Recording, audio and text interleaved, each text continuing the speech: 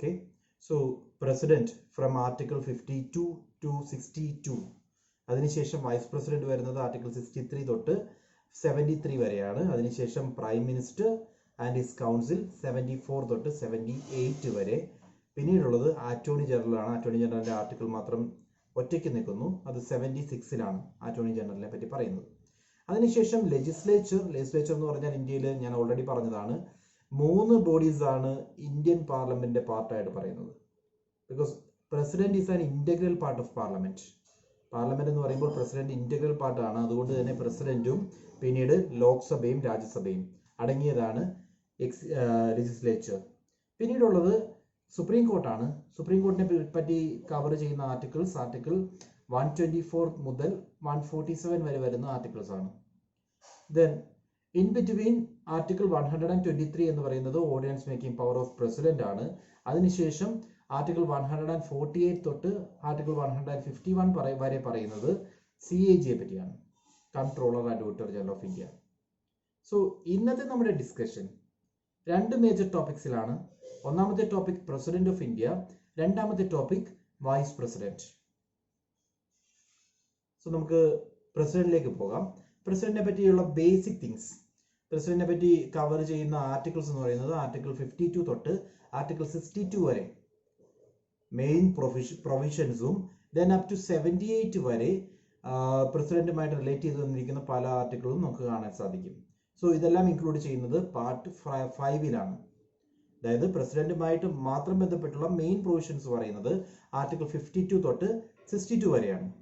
അതിനുശേഷം പ്രസിഡന്റും വൈസ് പ്രസിഡന്റും തമ്മിലുള്ള റിലേഷൻ, പ്രസിഡന്റും കൗൺസിൽ ഓഫ് മിനിസ്റ്റേഴ്സും തമ്മിലുള്ള റിലേഷൻ, അങ്ങനെ നമ്മൾ നോക്കുകയാണെങ്കിൽ 78 വരെ എക്സിക്യൂട്ടീവിന്റെ മൊത്തമായിട്ടുള്ള ആർട്ടിക്കിളാണ് 78ൽ എൻഡ് ചെയ്യുന്നത്. സോ 78 വരെ പ്രസിഡന്റിന് ഒരു പ്രോമിനന്റ് റോൾ ഉണ്ട്. സോ പറയുമ്പോൾ ആർട്ടിക്കിൾ 52 to 62 അതാണ് പ്രസിഡന്റുമായിട്ട് റിലേറ്റ് ചെയ്ത് വരുന്ന ആർട്ടിക്കിൾസ്. ദെൻ പ്രസിഡന്റ് എന്ന് പറയുന്നത് ഇന്ത്യയുടെ ടിറ്റുലാർ ഹെഡ് ആണ്. ഹെഡ് ഓഫ് ഇന്ത്യൻ സ്റ്റേറ്റ് എന്ന് പറയും. റിയൽ ഹെഡ് അല്ല, നോമിനൽ ഹെഡ് ആണ്. അതായത് ഏതൊരു പാർലമെന്ററി ഫോം ഓഫ് ഗവൺമെന്റ് എടുത്തു കഴിഞ്ഞാലും, ഇന്ത്യ ആയിക്കോട്ടെ ബ്രിട്ടൻ ആയിക്കോട്ടെ, അങ്ങനെയുള്ള പാർലമെന്ററി ഫോം ഓഫ് ഗവൺമെന്റ് എടുക്കുകയാണെങ്കിൽ പാർലമെന്റിന്റെ സ്പെഷ്യാലിറ്റിയാണ് there will be difference in reality and practice. റിയാലിറ്റിയും പ്രാക്ടീസും തമ്മിൽ ഡിഫറൻസ് ഉണ്ടാവും. റിയാലിറ്റിയിൽ ഹെഡ് എന്ന് പറയുന്നതും കൺട്രോൾ കൈകാര്യം ചെയ്യുന്നതും പ്രൈം മിനിസ്റ്റർ ആണെങ്കിലും ടിറ്റുലാർ ഹെഡ് എന്നുള്ള രീതിയിൽ, പ്രാക്ടിക്കൽ ഹെഡ് എന്നുള്ള രീതിയിൽ ടൈറ്റിലിന് വേണ്ടി മാത്രം പ്രസിഡന്റിനായിരിക്കും പവർ കൂടുതൽ. പ്രസിഡന്റിനായിരിക്കും ഹെഡ് ഓഫ് ദി സ്റ്റേറ്റ് ആയിട്ട് അംഗീകരിക്കുക. സോ ഇതേ സിനാരിയോ തന്നെയാണ് നമ്മൾ ബ്രിട്ടീഷ് പാർലമെന്റ് എടുത്താലും നമുക്ക് കാണാൻ സാധിക്കുന്നത്. ബ്രിട്ടനിൽ ഹെഡ് ഓഫ് ദി സ്റ്റേറ്റ് ആയിട്ട് കരുതുന്നത് ക്രൗണിനെയാണ്. അതേസമയം റിയൽ എക്സിക്യൂട്ടീവിന്റെ റിയൽ പവർ വെസ്റ്റ് ചെയ്യുന്നത് പ്രൈം മിനിസ്റ്ററിലാണ്. ഓക്കെ, അതേ സിനാരിയോ തന്നെ നമ്മളും കോപ്പി ചെയ്തിരിക്കുന്നു. So he is considered to be the first citizen of India. One among equals ആണെങ്കിലും ഇദ്ദേഹം ആ ഈക്വൽസിനകത്ത് ഒന്നാമത്തെ സിറ്റിസൺ ആണ് എന്നുള്ള രീതിയിലായിരിക്കും ട്രീറ്റ്മെന്റ് വരുന്നത്. He acts as the symbol of unity, integrity and solidarity of the nation. നമ്മുടെ രാജ്യത്തിന്റെ ഐഡന്റിറ്റിയാണ്, നമ്മുടെ രാജ്യത്തിന്റെ ഐക്യത്തെയും അതേപോലെ നമ്മുടെ രാജ്യത്തിന്റെ സോളിഡാരിറ്റിയെയും യൂണിറ്റിയെയും ഇന്റഗ്രിറ്റിയെയും ഒക്കെ ഡിനോട്ട് ചെയ്യുന്നത് പ്രസിഡന്റ് ഓഫ് ഇന്ത്യ എന്ന് പറയുന്ന ടൈറ്റിൽ ഉപയോഗിച്ചുകൊണ്ടാണ്. ഓക്കെ, സോ നമ്മൾ പറഞ്ഞ കാര്യങ്ങൾ പ്രസിഡന്റുമായി ബന്ധപ്പെട്ട് വരുന്ന ആർട്ടിക്കിൾ 52 തൊട്ട് 62 വരെ വരുന്ന ആർട്ടിക്കിൾസ് ആണ്. അതിനുശേഷം he is considered to be the first citizen of India. Then he is the head of Indian state and he is considered to be the symbol of unity, integrity and solidarity of India. ദെൻ നമുക്കിനി discuss ചെയ്യാൻ പോകുന്നത് എങ്ങനെയാണ് ഈ president എന്ന് പറയുന്ന പോസ്റ്റിലേക്ക് election നടക്കുന്നത്. എലക്ഷൻ ഓഫ് പ്രസിഡന്റ് എന്ന് പറയുന്നത് ആർട്ടിക്കിൾ 54ഉം 55ഉമാണ് എലക്ഷനുമായി ബന്ധപ്പെട്ട് ഇന്ത്യൻ കോൺസ്റ്റിറ്റ്യൂഷനിലുള്ള ആർട്ടിക്കിൾസ്. സോ പ്രസിഡന്റിനെ എലക്ട് ചെയ്യുന്നത് പ്രൈം മിനിസ്റ്ററിനെ എലക്ട് ചെയ്യുന്നത് പോലെ ഡയറക്റ്റ് ഇലക്ഷനിലൂടെ അല്ല. പ്രസിഡന്റിനെ എലക്ട് ചെയ്യാൻ വേണ്ടി യൂസ് ചെയ്യുന്ന മെത്തേഡ് ഇൻഡയറക്റ്റ് ഇലക്ഷൻസ് ആണ്. ഇൻഡയറക്റ്റ് ഇലക്ഷൻസ് എന്ന് പറഞ്ഞു കഴിഞ്ഞാൽ ജനങ്ങൾ ഡയറക്റ്റ് ആയിട്ട് എലക്ട് ചെയ്യുകയല്ല, ജനങ്ങൾ എലക്ട് ചെയ്ത് വിട്ട ആളുകൾ, അതായത് MP-മാരും MLA-മാരും ചേർന്നിട്ടാണ് പ്രസിഡന്റിനെ തിരഞ്ഞെടുക്കുന്നത്. സോ MP-മാരും MLA-മാരും അടങ്ങിയ ഒരു ഇലക്ട്രൽ കോളേജ് ആയിരിക്കും പ്രസിഡന്റിനെ ഇലക്ട് ചെയ്യുന്നത്. ഇവിടെ ഡയറക്റ്റ് ഇലക്ഷൻ ആയിരിക്കില്ല വരുന്നത്, ഇൻഡയറക്റ്റ് ഇലക്ഷൻ ആയിരിക്കും. ഇതിനൊരു പേര് വിളിക്കും proportional representation by means of single transferable vote and the voting is done by secret ballot. 3 കാര്യങ്ങൾ ഓർക്കുക. ഒന്ന് പ്രപ്പോർഷണൽ റെപ്രസെന്റേഷൻ ആണ്. ഓരോ സ്റ്റേറ്റിനും ആ സ്റ്റേറ്റിൽ നിന്നും വോട്ടിങ്ങിന്റെ ജനങ്ങളുടെ എണ്ണത്തിനനുസരിച്ച് റെപ്രസെന്റ് ചെയ്തു വരുന്ന രീതി proportional representation. Then by means of single transferable vote, vote ചെയ്യാവുന്നത് ഒരു വോട്ടാണ്, ആ വോട്ട് ട്രാൻസ്ഫർ ചെയ്യാം. അതേപോലെ തന്നെ ബൈ യൂസിങ് സീക്രട്ട് ബാലറ്റ്. ഇതാണ് പ്രസിഡന്റ് ഇലക്ഷനിലുള്ള method. Proportional representation, single transferable vote, secret ballot. ഈ 3 ടേം ഓർത്തേക്കുക.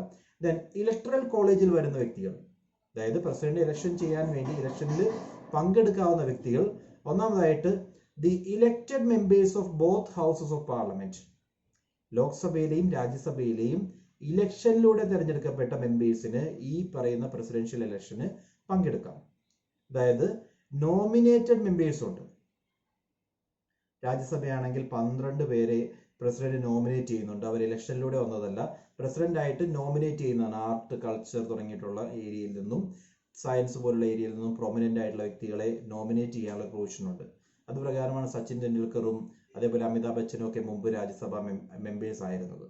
സോ അത്തരത്തിൽ തിരഞ്ഞെടുക്കുന്നവർക്ക്, അത്തരത്തിൽ രാജ്യസഭാ അംഗത്വം നേടിയവർക്ക് പ്രസിഡന്റ് ഇലക്ഷന് പങ്കെടുക്കാനുള്ള അധികാരമില്ല. സോ ഒന്നാമത്തത് the elected members of both houses. Electoral കോളേജിൽ ഉണ്ടാവേണ്ടത് 2 ഹൗസസിലെയും, രാജ്യസഭയിലെയും ലോക്സഭയിലെയും ഇലക്റ്റഡ് മെമ്പേഴ്സിനെല്ലാം വോട്ട് ചെയ്യാനുള്ള അധികാരമുണ്ട്. രണ്ടാമതായിട്ട് the elected members of legislative assemblies and of the state. അതേപോലെ തന്നെ ലെജിസ്ലേറ്റീവ് അസംബ്ലി, എം എൽ എമാർ ഇലക്റ്റഡ് ആയിട്ടുള്ള MLA-മാർക്ക് പങ്കെടുക്കാനുള്ള അധികാരമുണ്ട്. ആൻഡ് മൂന്നാമതായി the elected members of legislative assemblies of union territories of Delhi and Puducherry. Puducherry ആയാലും ഡൽഹി ആയാലും ഇവിടുത്തെ ലെജിസ്ലേറ്റീവ് അസംബ്ലീസ് ഉണ്ട്. ഈ ലെജിസ്ലേറ്റീവ് അസംബ്ലീസിലെ ഇലക്റ്റഡ് മെമ്പേഴ്സിന്, അഗെയിൻ പ്രസിഡന്റ് എന്ന് പറയുന്ന വേർഡ് പറയുമ്പോൾ തന്നെ ഓർത്തുകൊള്ളുക, ഇലക്റ്റഡ് ആയിട്ട് വരുന്ന വ്യക്തികൾക്ക് മാത്രമാണ് ഇവിടെ വോട്ട് ചെയ്യാൻ, പ്രസിഡന്റ് ഇലക്ഷനിലും വോട്ട് ചെയ്യാനുള്ള അധികാരമുള്ളത്. Let me repeat, presidential election എന്ന് പറയുന്നത് ഇൻഡയറക്റ്റ് ഇലക്ഷൻസ് ആണ്. ഇൻഡയറക്റ്റ് ഇലക്ഷൻ നടക്കുന്നത് proportional representation by means of single transferable vote by using secret ballot. Proportional representation ആയിരിക്കും, സിംഗിൾ ട്രാൻസ്ഫറബിൾ വോട്ടാണ് ചെയ്യുന്നത്. ദെൻ ഇലക്ഷൻ നടത്തുന്നത് സീക്രട്ട് ബാലറ്റോട് കൂടിയായിരിക്കും. ദെൻ ഇലക്ടറൽ കോളേജിൽ വരുന്ന വ്യക്തികൾ രാജ്യസഭയിലെയും ലോക്സഭയിലെയും ഇലക്റ്റഡ് ആയിട്ടുള്ള MP-മാർ, ദെൻ സ്റ്റേറ്റ് ലെജിസ്ലേച്ചേഴ്സിലെ ഇലക്റ്റഡ് ആയിട്ടുള്ള MLA-മാർ, ദെൻ പോണ്ടിച്ചേരി അതേപോലെ ഡൽഹി പോലുള്ള യൂണിയൻ ടെറിട്ടറീസിലെ ലെജിസ്ലേച്ചർ ഉണ്ടെങ്കിൽ ആ ലെജിസ്ലേച്ചറിലെ ഇലക്റ്റഡ് ആയിട്ടുള്ള MLA-മാർ. ഇവർക്കെല്ലാവർക്കുമാണ് ഇതിൽ പങ്കെടുക്കാവുന്നത്, വോട്ടിങ്ങിൽ പങ്കെടുക്കാവുന്നത്. ദെൻ വോട്ട് എന്ന് പറയുന്നത് MP-മാരുടെയും MLA-മാരുടെയും വോട്ട് സിമിലർ ആകാവോ ഒന്ന് ആലോചിക്കുക. MP എന്ന് പറയുന്നത് റെപ്രസെന്റ് ചെയ്യുന്നത് ആക്ച്വലി ഒരു മേജർ പോർഷൻ ആണ് പീപ്പിളില്. അതായത് ടോട്ടൽ കേരളം എക്സാമ്പിൾ പറയുകയാണെങ്കിൽ, കേരളത്തിൽ മൊത്തമായിട്ട് കേരളത്തിൽ നിന്ന് പോകുന്നത് ലോക്സഭാ മെമ്പേഴ്സിന് എടുത്തു കഴിഞ്ഞാൽ ഏതാണ്ട് 20 പേരാണ് കേരളത്തിൽ നിന്ന് MP-മാരായിട്ട് എലക്ട് ചെയ്യപ്പെടുന്നത്. വേറെ MLA-മാരായിട്ട് കേരളത്തിൽ എലക്ട് ചെയ്യപ്പെടുന്നത് 140 പേരാണ്. ഇവർ രണ്ടുപേരുടെയും വോട്ട് ഷെയർ എന്ന് പറയുന്നത് ഒരിക്കലും ഈക്വൽ അല്ല. അതുകൊണ്ട് പോപ്പുലേഷനെ ബേസ് ചെയ്തുകൊണ്ടും ജോഗ്രഫിക്കൽ ഏരിയയെ ബേസ് ചെയ്തുകൊണ്ടും, എസ്പെഷ്യലി പോപ്പുലേഷനെ ബേസ് ചെയ്തുകൊണ്ട് MP-മാരുടെയും MLA-മാരുടെയും വോട്ട് ഷെയർ കണ്ടുപിടിക്കാൻ വേണ്ടി ഒരു പ്രത്യേക മെത്തേഡ് യൂസ് ചെയ്യുന്നുണ്ട്. ഓക്കെ, അതായത് MLA-മാരുടെ വോട്ട് ഷെയർ ആണെങ്കിൽ, ഫസ്റ്റ് നമ്മൾ MLA-മാരുടെ വോട്ട് ഷെയർ നോക്കുന്നു. MLA-മാരുടെ വോട്ട് ഷെയർ ആണെങ്കിൽ കണ്ടുപിടിക്കാനുള്ള mechanism total population of the state. ഇപ്പോൾ കേരളം എടുക്കുകയാണെങ്കിൽ കേരളത്തിലെ ടോട്ടൽ പോപ്പുലേഷൻ ഒരു 3 crore ആണെന്ന് അസ്യൂം ചെയ്യാം, divided by total number of elected members in the state legislative assembly. കേരളത്തിലെ ലെജിസ്ലേറ്റീവ് അസംബ്ലിയിലേക്ക് എലക്ട് ചെയ്തു വരുന്ന മെമ്പേഴ്സിന്റെ എണ്ണം എന്ന് പറയുന്നത് 140 ആണ്. സോ 3 കോടി ഡിവൈഡ് ബൈ 140 ഇൻറ്റു 1/1000. ആ ഇൻറ്റു 1/1000 എന്ന് പറയുന്നത് പോപ്പുലേഷന്റെ കൗണ്ട് വെച്ചിട്ട് പവർ വോട്ട് വാല്യൂ കുറയ്ക്കാൻ വേണ്ടിയാണ്. ഓക്കെ, സോ ഇവിടെ ഓർക്കേണ്ടത് total population divided by number of MLAs ചെയ്ത് കഴിഞ്ഞാൽ ഒരു സ്റ്റേറ്റിന്റെ ഒരു MLA-യുടെ വോട്ട് വാല്യൂ കിട്ടും. ആ വോട്ട് വാല്യൂ എന്ന് പറയുന്നത് കേരളത്തിലെ MLA-ക്കും തമിഴ്നാട്ടിലെ MLA-ക്കും ഡിഫറെന്റ് ആയിരിക്കും. അവരുടെ population divide by number of seats വച്ചിട്ടായിരിക്കും അത് കാൽക്കുലേറ്റ് ചെയ്യുന്നത്. ദെൻ എം പിമാരുടെ വോട്ട് വാല്യൂ ആണെങ്കിൽ എം പിമാരുടെ വോട്ട് വാല്യൂ കണ്ടുപിടിക്കാൻ വേണ്ടി total value of votes of all MLAs of all states, കേരളത്തിലെ MLAമാരുടെ വോട്ട് വാല്യൂവിന്റെ ടോട്ടൽ, അതേപോലെ തമിഴ്നാട്ടിലെ MLAമാരുടെ വോട്ട് വാല്യൂ, ഇതെല്ലാം ഇന്ത്യയിലുള്ള എല്ലാ സ്റ്റേറ്റിന്റെയും 28 സ്റ്റേറ്റിന്റെയും 8 യൂണിയൻ ടെറിട്ടറീസിന്റെയും വോട്ട് വാല്യൂവിന്റെ ടോട്ടൽ എടുക്കുന്നു. ടോട്ടൽ എടുത്തതിന് ശേഷം 8 യൂണിയൻ ടെറിട്ടറി എന്ന് പറയുന്നത് MLAമാരുള്ളതിൽ മാത്രം ഇൻക്ലൂഡ് ചെയ്താൽ മതി. രണ്ട് UTസിൽ മാത്രമേ MLAമാരുള്ളൂ. അപ്പോൾ അവരെ മാത്രം ഇൻക്ലൂഡ് ചെയ്യുക. ബിക്കോസ് ജമ്മു ആൻഡ് കാശ്മീരിന്റെ പ്രപ്പോസ് ചെയ്യുന്നുണ്ട് ബാക്കിയുള്ള ഏരിയകൾ. ഇപ്പോൾ നോക്കുവാണെങ്കിൽ രണ്ടിടത്ത് മാത്രമേ MLAമാർക്ക് വോട്ട് വാല്യൂ ഉള്ളൂ. അതും കൂടി ആഡ് ചെയ്യുക. So let me repeat. ഇന്ത്യയിലുള്ള മൊത്തം MLAമാരുടെ വോട്ട് വാല്യൂ, ആ വോട്ട് വാല്യൂ ആഡ് ചെയ്തതിന് ശേഷം divided by total number of elected members of parliament, പാർലമെന്റിൽ നിലവിലുള്ള മെമ്പേഴ്സിന്റെ ടോട്ടൽ നമ്പർ, അതുകൊണ്ട് ഡിവൈഡ് ചെയ്ത് കഴിഞ്ഞാൽ ഒരു MPയുടെ വോട്ട് വാല്യൂ കിട്ടും. അതിനർത്ഥം ഇതാണ്, MLAമാരുടെ വോട്ട് വാല്യൂവിനേക്കാൾ വളരെ അധികമാണ് ഒരു MPയുടെ വോട്ട് വാല്യൂ. ബിക്കോസ് MP എന്ന് പറയുന്നത് കുറച്ചും കൂടി പവർഫുൾ ആണ്, കുറച്ചും കൂടി ആളുകളെ റെപ്രസെന്റ് ചെയ്യുന്നുണ്ട്. സോ MLAമാർക്ക് എത്രയാണ് വോട്ട് വാല്യൂ അതിനേക്കാൾ കൂടുതലായിരിക്കും MPയുടെ വോട്ട് വാല്യൂ. വോട്ട് വാല്യൂ കണ്ടുപിടിക്കാനുള്ള മെത്തേഡാണ് ഞാൻ പറഞ്ഞത്. MLAമാരുടെ ആണെങ്കിൽ, റിപ്പീറ്റ്, MLAമാരുടെ ആണെങ്കിൽ population of the state divide by number of MLAs, ആ സ്റ്റേറ്റിലെ ടോട്ടൽ നമ്പർ ഓഫ് MLAs കൊണ്ട് പോപ്പുലേഷനെ ഡിവൈഡ് ചെയ്യുക ഇൻറ്റു 1/1000. അത് പോപ്പുലേഷൻ ആയതുകൊണ്ട് ആ ഫിഗർ ഒന്ന് ചെറുതാക്കാൻ വേണ്ടിയാണ് 1/1000 കൊണ്ട് മൾട്ടിപ്ലൈ ചെയ്യുന്നത്. ദെൻ അവിടെ കിട്ടുന്ന ആൻസർ, ആ ആൻസർ വെച്ചിട്ട് ഇന്ത്യ മൊത്തം എല്ലാ MLAമാരുടെയും കിട്ടും. അതിന്റെ ടോട്ടൽ എടുക്കുക, total divide by number of MPs, പാർലമെന്റിലുള്ള ഇലക്റ്റഡ് MPമാരുടെ നമ്പർ ചെയ്ത് കഴിഞ്ഞാൽ നമുക്ക് ഒരു MPയുടെ വോട്ട് വാല്യൂ കിട്ടും. സോ MLAമാരുടെ വോട്ട് വാല്യൂ കിട്ടി, MPമാരുടെ വോട്ട് വാല്യൂ കിട്ടി.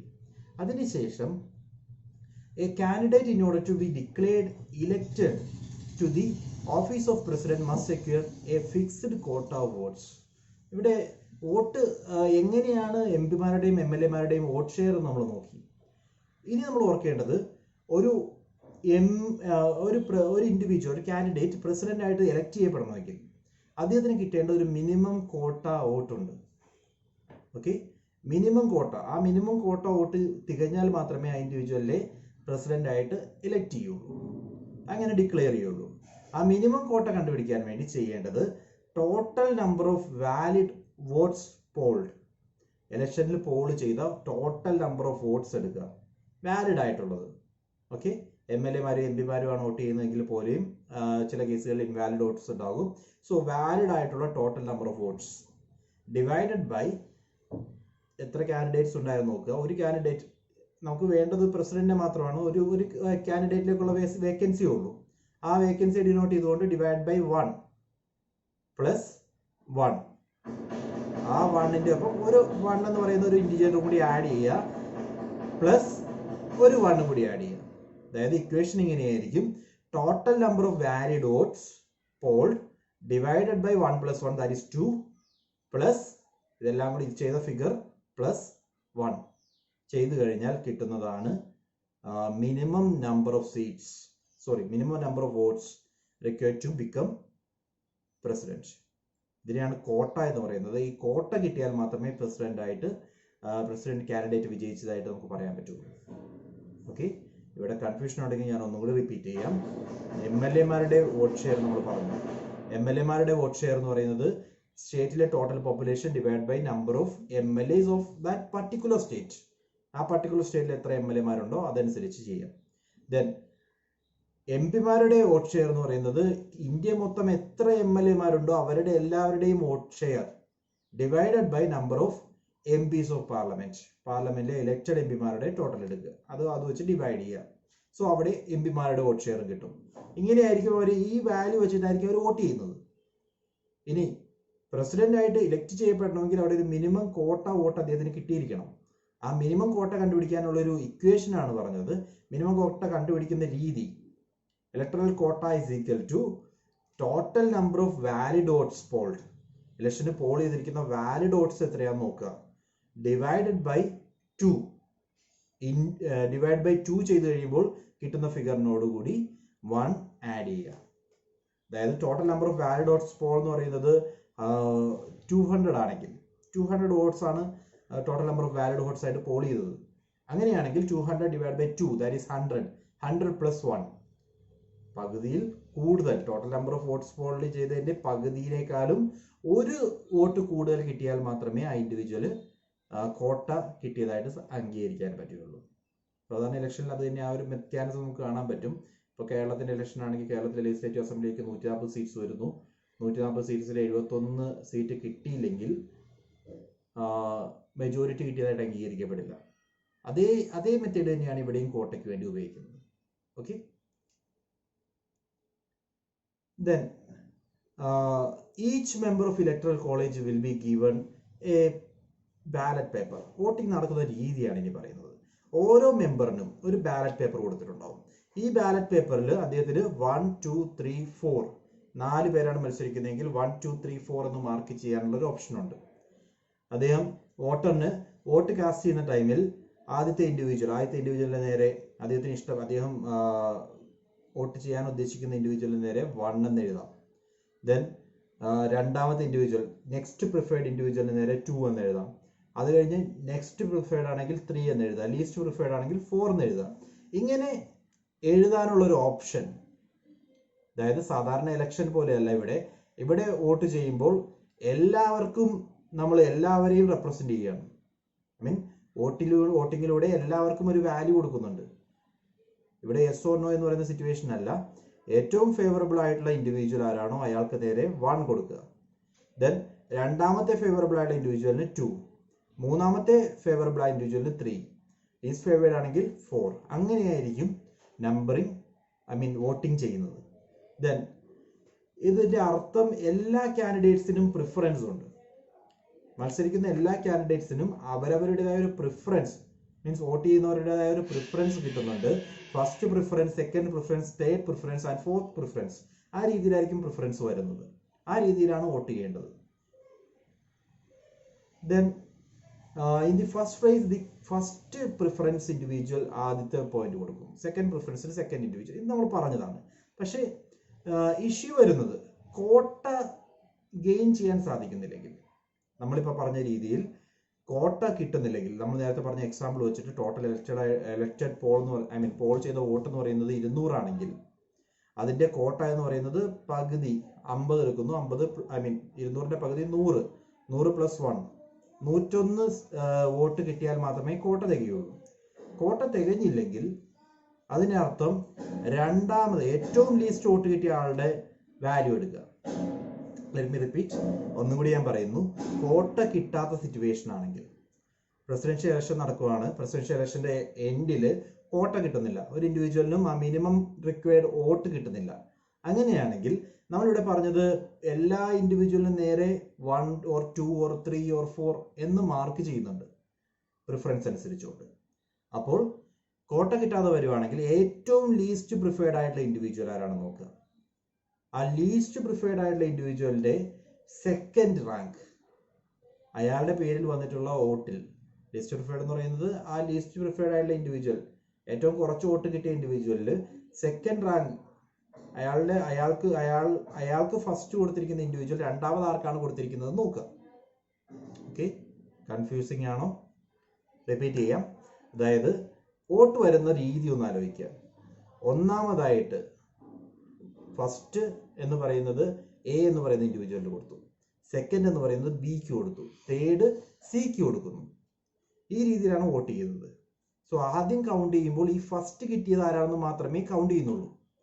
ഫസ്റ്റ് കിട്ടിയിരിക്കുന്ന ഒന്നാമത്തെ സ്ഥാനം മാർക്ക് ചെയ്തിരിക്കുന്ന ആരാണെന്ന് കൗണ്ട് ചെയ്യുന്നു. കൗണ്ട് ചെയ്തപ്പോൾ എക്കാണ് ഏറ്റവും കൂടുതൽ വോട്ട്സ് വന്നത്, ഏറ്റവും കുറവ് വോട്ട്സ് വന്നത് ഡിക്കാണ്. ഓക്കെ, സോ എ എന്ന് പറയുന്ന ഇൻഡിവിജ്വലിന് ഏറ്റവും കൂടുതൽ വോട്ട്സ് വന്നിട്ടുണ്ട്, പക്ഷെ അദ്ദേഹത്തിന് ഈ പറയുന്ന കോട്ട ഗെയിൻ ചെയ്യാൻ സാധിച്ചിട്ടില്ല. 101 വോട്ടുകൾ കിട്ടിയിട്ടില്ല. അങ്ങനെയാണെങ്കിൽ ഏറ്റവും കുറവ് വോട്ട് വന്ന ആളാരാന്ന് നോക്കുക, അത് ഡി ആണ്. ഡിയുടെ പേരിൽ പോൾ ചെയ്തിരിക്കുന്ന എല്ലാ ബാലറ്റ് പേപ്പറും എടുക്കുക. എല്ലാ ബാലറ്റ് പേപ്പറും എടുത്തതിന് ശേഷം ആ ഡിയുടെ പേരിൽ 1 ഇട്ടിരിക്കുന്ന ആൾക്കാർ 2 ആർക്കാണോ ഇട്ടിരിക്കുന്നതെന്ന് നോക്കുക.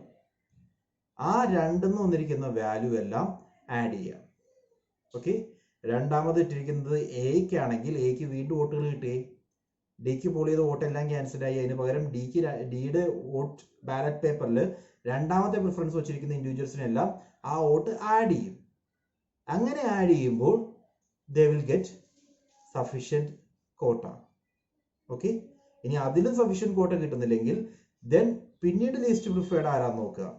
അവരിൽ നിന്നും തേർഡ് ഓപ്ഷൻ വന്നിരിക്കുന്ന ആർക്കാന്ന് നോക്കുക, അവരെ ആഡ് ചെയ്യുക. അങ്ങനെ ഓക്കെ, ഈ മെക്കാനിസം വഴി നമുക്ക് ഇലക്ട്രൽ മിനിമം കോട്ട ഗെയിൻ ചെയ്യാൻ സാധിക്കണം. ക്ലിയർ? ഇതാണ് election of president.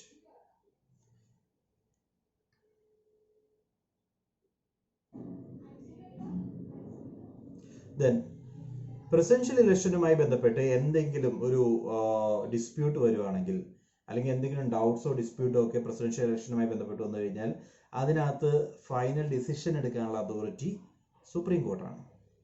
Same in the case of vice president as well. President election ആയാലും വൈസ് പ്രസിഡന്റ് ഇലക്ഷൻ ആയാലും ഫൈനൽ അതുമായി ബന്ധപ്പെട്ട ഡിസ്പ്യൂട്ട്സ് വരുവാണെങ്കിൽ ഫൈനൽ അതോറിറ്റി എന്ന് പറയുന്നത് സുപ്രീം കോർട്ടാണ്. സുപ്രീം കോർട്ടിന്റെ വെഡിറ്റ് ഫൈനൽ ആയിരിക്കും. അതിൽ പിന്നെ ചോദ്യം ചെയ്യാൻ സാധിക്കില്ല. Then the election of persons as president cannot be challenged on the ground of electoral college was incomplete. So presidential election നടക്കുന്നു, ഇലക്ടറൽ കോളേജിൽ എല്ലാവരും ഇല്ല, കുറച്ചുപേർ ആബ്സെന്റ് ആയിരുന്നു എന്നും പറഞ്ഞൊരു കാരണവശാലും നമുക്ക് പ്രസിഡൻഷ്യൽ ഇലക്ഷനെ ക്യാൻസൽ ചെയ്യാൻ സാധിക്കില്ല, അല്ലെങ്കിൽ ചലഞ്ച് ചെയ്യാൻ സാധിക്കില്ല. ഉള്ള ഇൻഡിവിജ്വൽസും മതി, ആ ടൈമിൽ വോട്ട് ചെയ്യുന്ന ഇൻഡിവിജ്വൽസിന് വോട്ടിന് മാത്രമേ വാല്യൂ കൊടുക്കുകയുള്ളൂ. Okay, one more thing, presidential election null and void ആയിട്ട് സുപ്രീം കോടതി വിധിച്ചിട്ടുണ്ടെങ്കിൽ, അതായത് ഏതെങ്കിലും ഒരു സിനാരിയോയിൽ ഈ പ്രസിഡൻഷ്യൽ ഇലക്ഷൻ നടന്നത് തെറ്റായി, ശരിയായില്ല എന്ന് സുപ്രീം കോടതി വിധിച്ചിട്ടുണ്ടെങ്കിൽ ആ പ്രസിഡന്റിന് ആ സീറ്റ് ഒഴിഞ്ഞു കൊടുക്കേണ്ടി വരും. പ്രസിഡന്റായിട്ട് എലക്ട് ചെയ്യപ്പെട്ട ആൾ പുറത്തു പോകും. പക്ഷേ ആ ടൈം ഫ്രെയിമിനിടയിൽ പ്രസിഡന്റ് പാസ്സാക്കിയിട്ടുള്ള എല്ലാ ആക്ടുകളും നിലനിൽക്കും. ഒരാക്റ്റും ക്യാൻസൽ ചെയ്യപ്പെടില്ല. ഓക്കെ, അതിന് മുമ്പ് ആ ഒരു ടൈം ഫ്രെയിം, ഇലക്ഷൻ നടന്നത് തൊട്ട് ദെൻ കേസ് വേണ്ടിയിട്ട് വന്നത് വരെയുള്ള ടൈം ഫ്രെയിമിനിടയിൽ പ്രസിഡന്റ് ആയിട്ട് എന്തെങ്കിലും ആക്ടുകൾ പാസ്സാക്കിയിട്ടുണ്ടെങ്കിൽ ആ ആക്ടുകൾ കണ്ടിന്യൂ ചെയ്യുക തന്നെ ചെയ്യും. സോ ഇത്രയും കാര്യങ്ങളാണ് പ്രസിഡൻഷ്യൽ ഇലക്ഷനുമായി ഓർക്കേണ്ട പോയിന്റ്സുകൾ. ഇലക്ടറൽ കോളേജിനെ പറ്റി ഡീറ്റെയിൽ ആയിട്ട് ഓർക്കുക. ദെൻ ഇലക്ഷന്റെ മെത്തേഡ് ഓർക്കുക. ദെൻ അബൌട്ട് കോട്ടയെ പറ്റി ഓർക്കണം. ആൻഡ് ഫൈനലി ഇതുമായി ബന്ധപ്പെട്ട ഡിസ്പ്യൂട്ട്സ് എല്ലാം സുപ്രീം കോർട്ടിലായിരിക്കും ചലഞ്ച് ചെയ്യുന്നത്. ഇത്രയും കാര്യങ്ങൾ നമ്മൾ ഇലക്ഷനുമായി ബന്ധപ്പെട്ട് ഓർക്കണം. Article 53 and 54. Then next is regarding qualification. President of India എന്ന് പറയുന്ന പോസ്റ്റിന് വേണ്ട ക്വാളിഫിക്കേഷൻ ആർട്ടിക്കിൾ 58 ആണ് ഇൻക്ലൂഡ് ചെയ്തിട്ടുള്ളത്. ആൻഡ് ക്വാളിഫിക്കേഷൻ ബേസിക്സ് ആണ്. ലൈക്ക് ഏതൊരു പോസ്റ്റിനും വേണ്ട ബേസിക് ക്വാളിഫിക്കേഷൻ എന്ന് പറയുന്നത് he must be citizen of India, Indian citizen ആയിരിക്കണം. രണ്ടാമതായിട്ട് മിനിമം ഏജ്, പ്രസിഡന്റ് ആകാനുള്ള മിനിമം ഏജ് 35 വയസ്സാണ്. 35 years എങ്കിലും ഏജ് ഉള്ള ആൾക്ക് മാത്രമേ പ്രസിഡന്റ് ആയിട്ട് കണ്ടസ്റ്റ് ചെയ്യാൻ സാധിക്കുള്ളൂ. Then he should be qualified four election as A member of Lok Sabha. Lok Sabha member ആകാൻ, ലോക്സഭയിലെ MP ആകാൻ വേണ്ട ക്വാളിഫിക്കേഷൻസ് എല്ലാം ഈ ഇൻഡിവിജ്വലിന് ഉണ്ടായിരിക്കണം. MP ആകാൻ പാടില്ല, MP ആകാൻ വേണ്ട ക്വാളിഫിക്കേഷൻസ് ഉള്ള ഇൻഡിവിജ്വൽ ആയിരിക്കണം president of India. Then he should not hold any office of profit under the union government or state government or any local authority or any other public authority. അതായത് ഈ പറയുന്ന individual ഒരു office of profit held ചെയ്യാൻ പാടില്ല. ആ office of profit എന്ന് പറയുന്നത് government കീഴിലാകാം, state government കീഴിലാകാം, അതേപോലെ ലോക്കൽ അതോറിറ്റിയുടെ കീഴിലാകാം, ദെൻ മറ്റേതെങ്കിലും ഒരു പബ്ലിക് അതോറിറ്റിയുടെ കീഴിലാകാം. ഒരു ഇൻകം ഏൺ ചെയ്യുന്ന, ഓഫീസ് ഓഫ് പ്രോഫിറ്റ് ഏൺ ചെയ്യുന്ന ഒരു പോസ്റ്റിലും ഇരിക്കുന്ന ഇൻഡിവിജ്വൽ ആകാൻ പാടില്ല. അവിടെ എക്സംഷൻസ് ഉണ്ട്. ഇദ്ദേഹം വൈസ് പ്രസിഡന്റ് ആണെങ്കിൽ ഓക്കെ, ദെൻ മുൻ പ്രസിഡന്റ് ആണെങ്കിൽ ഓക്കെ, ഗവർണർ ആണെങ്കിൽ ഓക്കെ, അങ്ങനെയുള്ള പോസ്റ്റുകളിൽ ഇരിക്കുന്ന ഇൻഡിവിജ്വൽ ആണെങ്കിൽ അദ്ദേഹത്തിന് പ്രസിഡന്റ് ആയിട്ട് കണ്ടസ്റ്റ് ചെയ്യാം. ഓക്കെ, ദെൻ ക്വാളിഫിക്കേഷൻ നമ്മൾ പറഞ്ഞതിനകത്ത് ആഡ് ചെയ്യാവുന്നത് the nomination of candidate for election to the office of president. ഇനി ഇദ്ദേഹത്തെ നോമിനേറ്റ് ചെയ്യുന്ന രീതിയാണ് must be subscribed by at least 50 electors as proposers and 50 electors as seconders. മുമ്പ് 5 പേരെന്നായിരുന്നു പ്രൊവിഷൻ, 10 പേരെന്നായിരുന്നു പ്രൊവിഷൻ. അതായത് ഒരു ഇൻഡിവിജ്വലെ നോമിനേറ്റ് ചെയ്യുകയാണെങ്കിൽ, പ്രസിഡൻഷ്യൽ കാൻഡിഡേറ്റ് ആയിട്ട് ഒരു ഇൻഡിവിജ്വലെ നോമിനേറ്റ് ചെയ്യുകയാണെങ്കിൽ പാർലമെന്റിലെ 50 പേരെങ്കിലും ഈ ഇൻഡിവിജ്വലിനെ സബ്സ്ക്രൈബ് ചെയ്യുന്ന, പ്രൊമോട്ട് ചെയ്യുന്ന രീതിയിൽ പ്രപ്പോസറായിട്ട് 50 പേരുണ്ടായിരിക്കണം. അതേപോലെ തന്നെ സെക്കൻഡ് ചെയ്യുന്ന 50 പേരും ഉണ്ടായിരിക്കണം. പ്രപ്പോസ് ചെയ്യുന്ന ഈ പേര് പ്രപ്പോസ് ചെയ്യാൻ വേണ്ടി 50 എം പിമാരുണ്ടാവണം. അതേപോലെ അദ്ദേഹത്തെ സെക്കൻഡ് ചെയ്യാൻ സപ്പോർട്ട് ചെയ്യുന്ന സെക്കൻഡേഴ്സ് ആയിട്ട് വീണ്ടും 50 പേരുണ്ടാവണം. ഇങ്ങനെ 100 പേര് എഗ്രി ചെയ്താൽ മാത്രമേ ഒരു ഇൻഡിവിജ്വലിന്റെ പേര് പ്രസിഡൻഷ്യൽ ഇലക്ഷനിൽ നമുക്ക് നിർത്താൻ സാധിക്കുള്ളൂ, പ്രസിഡൻഷ്യൽ കാൻഡിഡേറ്റ് ആയിട്ട് നിർത്താൻ സാധിക്കുള്ളൂ. ദെൻ ഇങ്ങനെ നിർത്തുന്ന എല്ലാ കാൻഡിഡേറ്റ്സും ഒരു സെക്യൂരിറ്റി ഡെപ്പോസിറ്റ് ആയിട്ട് 15,000 രൂപ റിസർവ് ബാങ്ക് ഓഫ് ഇന്ത്യയിൽ ഡെപ്പോസിറ്റ് ചെയ്യണം. ദെൻ ഇൻ കേസ് ഏതെങ്കിലും ഒരു സിനാരിയോയിൽ ഈ പറയുന്ന കാൻഡിഡേറ്റിന് 1/6 of total number of MPs, total number of എം പിസിന്റെ 1/6 വോട്ട് കിട്ടുന്നില്ലെങ്കിൽ, 1/6 വോട്ട് കിട്ടുന്നില്ലെങ്കിൽ ആ ഇൻഡിവിജ്വലിന് ഈ കെട്ടിവെച്ചിരിക്കുന്ന തുക നഷ്ടമാവും. കെട്ടിവെച്ചിരിക്കുന്ന തുക 15,000 രൂപയാണ്. RBIയിൽ കെട്ടിവെക്കണം. ഈ തുക 1/6 വോട്ട് കിട്ടുന്നില്ലെങ്കിൽ നഷ്ടമാവും. ഓക്കെ. സോ ക്വാളിഫിക്കേഷനുമായി ബന്ധപ്പെട്ട് നമ്മൾ പറഞ്ഞ കാര്യങ്ങൾ: 1 സിറ്റിസൺ ഓഫ് ഇന്ത്യ ആയിരിക്കണം, 2 35 വയസ്സെങ്കിലും ഉണ്ടായിരിക്കണം, 3 ലോക്സഭാ മെമ്പർ ആകാനുള്ള എല്ലാ ക്വാളിഫിക്കേഷനും ഉണ്ടായിരിക്കണം. ദെൻ ഒരു ഓഫീസ് ഓഫ് പ്രോഫിറ്റ് ഒരു കാരണവശാലും ഹെൽഡ് ചെയ്യാൻ പാടില്ല. അവിടെ എക്സെപ്ഷൻസ് ഉണ്ട്. പ്രസിഡന്റ് ആകാം.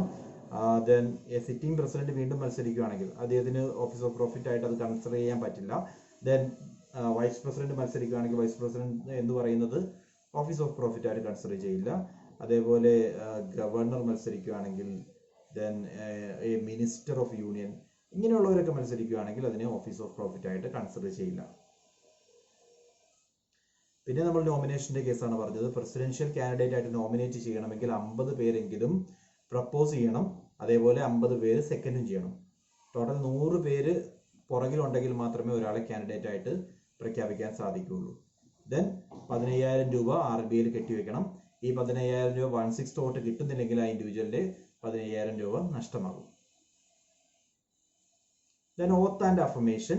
ആർട്ടിക്കിൾ 60 ആണ് ഓത്തിനെ പറ്റി, പ്രസിഡൻഷ്യൽ ഓത്തിനെ പറ്റി പറയുന്നത്. ആൻഡ് ഓത്ത് ചെയ്യുന്നത് 3 കാര്യങ്ങളാണ്. ഒന്നാമതായിട്ട് to faithfully execute the office. ഓഫീസുമായി ബന്ധപ്പെട്ട് വരുന്ന എല്ലാ ഡ്യൂട്ടീസും ഫെയ്ത്ത്ഫുള്ളി എക്സിക്യൂട്ട് ചെയ്യാം. രണ്ടാമതായിട്ട് to preserve, protect and defend constitution and the law. നിയമങ്ങളും അതേപോലെ കോൺസ്റ്റിറ്റ്യൂഷനും ഭരണഘടനയും പ്രിസർവ് ചെയ്യാം, പ്രൊട്ടക്ട് ചെയ്യാം, ഡിഫെൻഡ് ചെയ്യാം. മൂന്നാമതായിട്ട് to devote himself to the service and wellbeing of people of India. ജനങ്ങളുടെ വെൽബീയിങ്ങിന് വേണ്ടിയും ജനങ്ങളുടെ സർവീസിന് വേണ്ടിയും സ്വയം സമർപ്പിക്കുന്നു എന്നുള്ള രീതിയിലായിരിക്കും ഓത്ത് നടത്തേണ്ടത്. 3 ക്ലോസ് അതിനകത്ത് ഉണ്ടായിരിക്കണം. ഒന്നാമത്തെ close faithfully execute the office. രണ്ടാമതായിട്ട് കോൺസ്റ്റിറ്റ്യൂഷനും ലോയും പ്രൊട്ടക്ട് ചെയ്യാം, ദെൻ പ്രിസർവ് ചെയ്യാം ആൻഡ് ഡിഫെൻഡ് ചെയ്യാം. ആൻഡ് ഫൈനലി പീപ്പിൾ ഓഫ് ഇന്ത്യയുടെ വെൽബീയിങ്ങിന് വേണ്ടിയും അവർക്ക് വേണ്ടി സർവീസ് ചെയ്യാൻ തയ്യാറാണ് എന്നുള്ള രീതിയിലായിരിക്കണം ഓത്ത് കണ്ടക്ട് ചെയ്യേണ്ടത്. ദെൻ ഈ ഓത്ത് അഡ്മിനിസ്റ്റർ ചെയ്യുന്നത് ചീഫ് ജസ്റ്റിസ് ഓഫ് ഇന്ത്യ ആയിരിക്കും. സുപ്രീം കോടതിയിലെ ചീഫ് ജസ്റ്റിസ് ആയിരിക്കും ഇത്തരത്തിലൊരു ഓത്ത് പ്രസിഡന്റ് എടുക്കുമ്പോൾ വായിച്ചു കൊടുക്കാൻ വേണ്ടി നിൽക്കും. Then terms. പ്രസിഡൻഷ്യൽ ഓഫീസുമായി ബന്ധപ്പെട്ട് ടെന്യൂറും കാര്യങ്ങളും എല്ലാം പറയുന്നത് ആർട്ടിക്കിൾ 56 പ്രസിഡന്റിന്റെ ടൈം പീരീഡ് എന്ന് പറയുന്നത്, ടേം എന്ന് പറയുന്നത് 5 years ആണ്. എന്നാണോ ഓഫീസ് ഹെൽഡ് ചെയ്യുന്നത് അന്ന് തൊട്ട് 5 yearsലേക്കായിരിക്കും പ്രസിഡന്റ് ടെന്യൂർ. ദെൻ അതിന് മുമ്പ് വേണമെങ്കിൽ പ്രസിഡന്റ് സ്വമേധയാ പിരിഞ്ഞു പോകാം. രാജിവെക്കുമ്പോൾ ആ റെസിഗ്നേഷൻ അഡ്രസ് ചെയ്യേണ്ടത് വൈസ് പ്രസിഡന്റിനെയാണ്. ഇന്ത്യയിൽ ഒരു പോസ്റ്റ് മാത്രമേ അങ്ങനെയുള്ളൂ, പരസ്പരം റിസൈൻ ചെയ്യുന്നത്. പ്രസിഡന്റ് അഡ്രസ് ചെയ്യേണ്ടത് വൈസ് പ്രസിഡന്റിനെയും വൈസ് പ്രസിഡന്റ് അഡ്രസ് ചെയ്യേണ്ടത് പ്രസിഡന്റ് ഓഫ് ഇന്ത്യയുമാണ്. ഓക്കെ. സോ റിസൈൻ ചെയ്ത് പോകാനുള്ള അധികാരമുണ്ട്. അതേപോലെ തന്നെ ഇൻ കേസ് ഇംപീച്ച്മെന്റ് നടക്കുകയാണെങ്കിൽ, അതായത് പ്രസിഡന്റ് അഗെയിൻസ്റ്റ് ആയിട്ട് ഇംപീച്ച്മെന്റ് നടത്തുകയാണെങ്കിൽ അതിന് മുമ്പ് തന്നെ പ്രസിഡന്റിനെ പറഞ്ഞുവിടും. അതിനുള്ള പ്രൊവിഷൻസും കോൺസ്റ്റിറ്റ്യൂഷൻ പ്രകാരം പ്രൊവൈഡ് ചെയ്യുന്നുണ്ട്.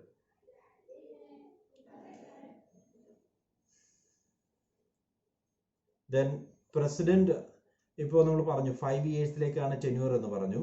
ആൻഡ് 5 years കഴിയുമ്പോൾ അദ്ദേഹത്തിന് വീണ്ടും പ്രസിഡന്റ് ആയിട്ട് ചാർജ് എടുക്കാം.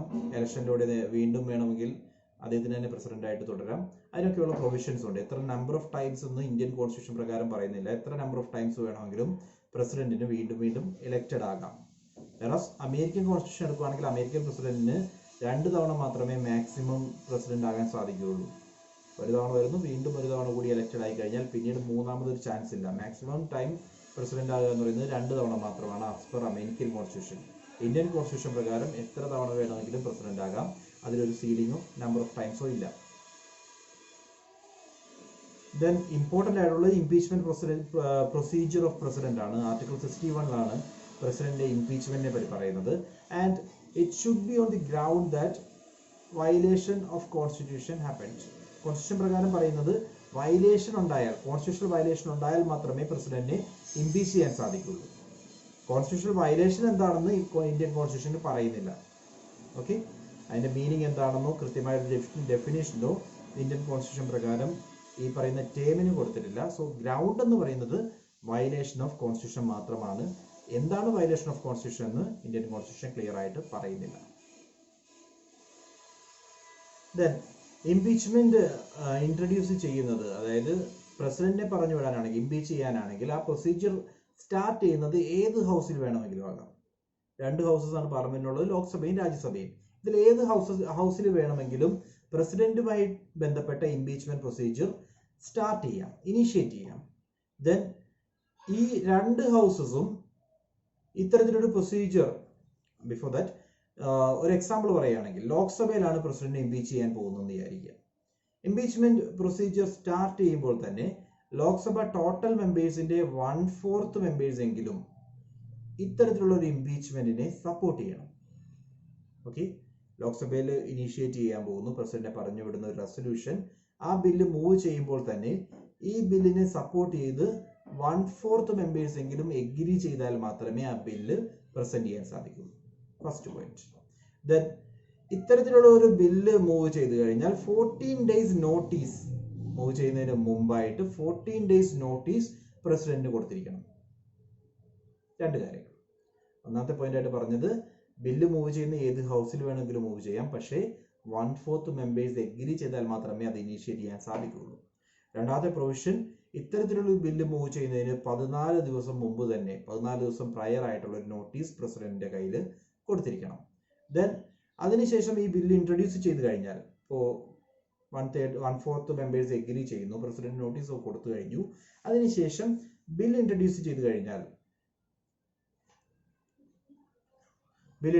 കഴിഞ്ഞാൽ ടോട്ടൽ മെമ്പർഷിപ്പിന്റെ 2/3, അതായത് സ്പെഷ്യൽ മെജോറിറ്റിയോടുകൂടി ഈ ബില്ല് പാസ്സാകണം. ഓക്കെ, സോ സ്പെഷ്യൽ മെജോറിറ്റിയോടുകൂടി ഈ ബില്ല് പാസ്സായി കഴിഞ്ഞാൽ അടുത്ത ഹൗസിലേക്ക് അയക്കും, അവിടെയും സ്പെഷ്യൽ മെജോറിറ്റിയോടുകൂടി ഈ ബില്ല് പാസ്സാവുകയാണെങ്കിൽ പ്രസിഡന്റ് ഇംപീച്ച് ചെയ്യപ്പെടും. So that is the procedure. And president has the right to appear and to be represented as such investigation. ഇത്തരത്തിലുള്ളൊരു പ്രൊസീജിയർ നടക്കുകയാണെങ്കിൽ അതുമായി ബന്ധപ്പെട്ട് പ്രസിഡന്റിന് ഈ ഇഷ്യൂ എന്താണെന്ന് പറയാനും അപ്പിയർ ചെയ്യപ്പെടാനും ഉള്ള അധികാരമുണ്ട്. ദെൻ 2 ഹൗസസിലും 2/3 മെജോറിറ്റിയോട് കൂടി മാത്രമേ ഈ ബില്ല് പാസ്സാക്കാൻ സാധിക്കുകയുള്ളൂ എന്നുള്ളതാണ് ഏറ്റവും ഇമ്പോർട്ടൻറ്റ്. ദെൻ ഇവിടെ ഓർക്കേണ്ട 2 ഇമ്പോർട്ടൻറ്റ് പോയിന്റ്സ് ഉണ്ട്. ഒന്ന്, the nominated members of either house of the parliament can participate in the impeachment procedure.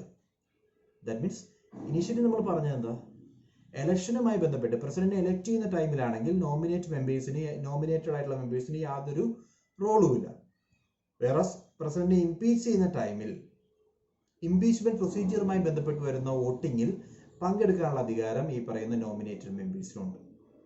രണ്ടാമതായിട്ട്, the elected members of legislative assemblies of states and union territories of Delhi and Pondicherry do not participate in the impeachment procedure, because impeachment happen ചെയ്യുന്നത് 2 ബോഡിയിൽ മാത്രമാണ്, അതായത് പാർലമെന്റിലെ 2 ഹൗസസിൽ മാത്രമാണ് impeachment procedure നടക്കുന്നത്. ഇവിടെ അദ്ദേഹത്തിനെ വോട്ടിങ്ങിലൂടെ തിരഞ്ഞെടുത്തത് ഇലക്റ്റഡ് മെമ്പേഴ്സ് ഓഫ് പാർലമെന്റും അതേപോലെ തന്നെ elected members of state legislative അസംബ്ലീസുമാണ്. ഇതിൽ ഇലക്റ്റഡ് ആണോ എന്ന് നോക്കാതെ നോമിനേറ്റഡ് മെമ്പേഴ്സിന് ഉൾപ്പെടെ, പാർലമെന്റിലെ മെമ്പർ ആണെങ്കിൽ നോമിനേറ്റഡ് മെമ്പേഴ്സിന് ഉൾപ്പെടെ ഇംപീച്ച്മെന്റ് പ്രൊസീജിയറിൽ പങ്കെടുക്കാം. വേറസ് ഇലക്റ്റഡ് ആയാലും നോമിനേറ്റഡ് ആയാലും സ്റ്റേറ്റ് ലെജിസ്ലേച്ചറിലെ ഒരാൾക്കും ഈ പറയുന്ന ഇംപീച്ച്മെന്റ് പ്രൊസീജിയറിൽ പങ്കെടുക്കാൻ സാധിക്കില്ല. ക്ലിയർ ആണെന്ന് വിശ്വസിക്കുന്നു. 2 കണ്ടീഷൻസ്. ഒന്ന്, ഓർക്കാൻ വേണ്ടിയുള്ള കണ്ടീഷനാണ്. ഒന്നാമതായിട്ട് ഓർക്കേണ്ടത്, നോമിനേറ്റഡ് മെമ്പേഴ്സിനും പ്രസിഡന്റ് ഇംപീച്ച്മെന്റ് പ്രൊസീജിയറിൽ പങ്കെടുക്കാം. രണ്ടാമതായിട്ട്, ഇത് ഹാപ്പൻ ചെയ്യുന്നത് എംപിമാർക്കിടയിൽ മാത്രമാണ്, ലെജിസ്ലേച്ചറിന് യാതൊരു റോളും ഇവിടെയില്ല. ഓക്കെ, then in case ഇത്രയുമാണ് ഇംപീച്ച്മെന്റുമായിട്ട് ബന്ധപ്പെട്ട് ഓർക്കേണ്ടത്. ഇംപീച്ച്മെന്റ് പ്രൊസീജിയർ നമ്മൾ പറഞ്ഞു. ഇംപീച്ച്മെന്റ് നടക്കുന്നതിന് മുമ്പ് ഏത് ഹൗസസിൽ വേണമെങ്കിലും ഇനീഷ്യേറ്റ് ചെയ്യാമെന്ന് പറഞ്ഞു. 1/4 മെമ്പേഴ്സ് സപ്പോർട്ട് ചെയ്തിരിക്കണം. 14 ദിവസത്തെ നോട്ടീസ് പ്രസിഡന്റിന് കൊടുത്തിരിക്കണം. 2/3 മെജോറിറ്റിയോട് കൂടി ഈ ബില്ല് പാസ്സാവണം 2 ഹൗസിലും. എന്നാൽ മാത്രമേ ഇംപീച്ച്മെന്റ് പോസിബിൾ ആവുള്ളൂ. കാര്യങ്ങളെല്ലാം നമ്മൾ ഡീറ്റെയിൽ ചെയ്തു. ദെൻ ഇനി വരുന്നത് വേക്കൻസി വന്നു കഴിഞ്ഞാൽ, പ്രസിഡന്റ് ഓഫീസിൽ വേക്കൻസി വന്നു കഴിഞ്ഞാൽ അത് എങ്ങനെ ഫിൽ ചെയ്യണം. സോ വേക്കൻസി വരാനുള്ള സിറ്റുവേഷൻസ്, ഒന്ന് എക്സ്പയറി ഓഫ് ടെന്യൂർ, 5 വർഷം കംപ്ലീറ്റ് ചെയ്യുകയാണെങ്കിൽ വേക്കൻസി വരും.